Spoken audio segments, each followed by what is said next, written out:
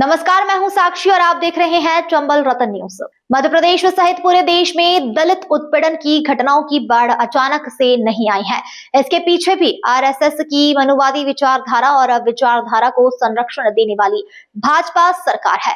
मार्क्सवादी communist party के राज्य सचिव जसविंदर सिंह ने सबलगढ़ कैलारस में पार्टी कार्यकर्ताओं की बैठक को संबोधित करते हुए कहा कि चाहे सर्वोच्च न्यायालय के मुख्य न्यायाधीश पर जूता फेंकने की घटना हो या फिर भिंड में दलित युवक को पेशाब पिलाने का हादसा हो, इन सब घटनाओं के पीछे माओवादी विचारधारा काम कर रही है।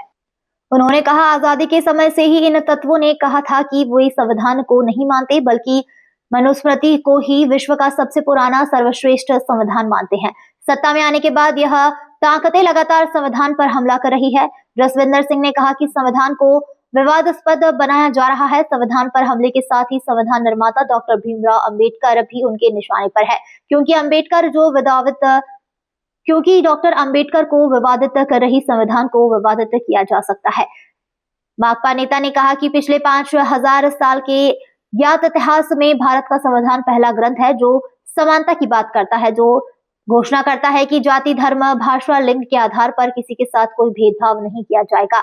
वही बात मनुवादियों को खलकती है। उन्होंने कहा कि जाति उत्पीड़न और भेदभाव के खिलाफ एकजुट होकर संघर्ष करने की अपील की है। उन्होंने कहा कि हमें अपने पार्टी के साथ उन ताकतों को भी लड़ाई में शामिल करना है जो इस भेदभाव के खिलाफ लड़ना चाहते हैं, लेकिन कुछ अतिवादी ताकतें इसके विपरीत जातिवादी ताकतें फैलाने में लगी हुई है, जनता की वास्तविक लड़ाई को कमजोर कर रही है।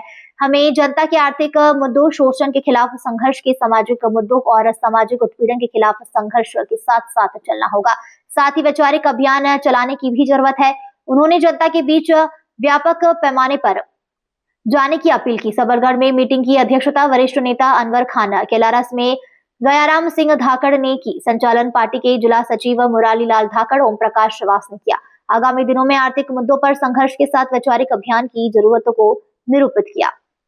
है जहाँ का जो डीजीपी है वो किस तरीके से उसके खिलाफ जो है कि उत्पीड़न कर रहा है और कैसे उसको जो है कि मारने के लिए बाध्य किया जाता है, तो उसके बाद भी डीजीपी के खिलाफ जो कार्रवाई होनी चाहिए कार्रवाई नहीं होती है।